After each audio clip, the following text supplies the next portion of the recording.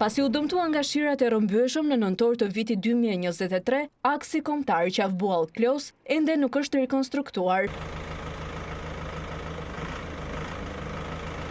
Shirat e dendur mbushën tombinon e rrugës në fshatin fshat, duke shkaktuar çarje të asfaltit, ndërsa firma Gjoka që ka përgjegjësinë për mirëmbajtjen e këtij segmenti, si zgjidhje të vetme, ka parëmbushjen e gropës me çakëll. Banorët e zonës thonë se rruga mund të degradohet edhe më shumë nga lëvizjet e shpeshta të automjeteve, duke u shndërruar në burim aksidenti, ndaj bëjnë apel firmës kontraktore dhe Ministrisë së Infrastrukturës të marrin masa për asfaltimin e saj.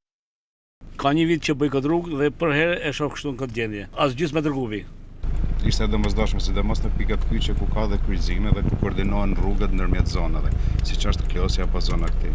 Duhet ishte, po pse s'bëhet thotë? Pse s'bë? Kush ka këto lekët që i marrin ato për ta bërë për këto 200 metra dhe.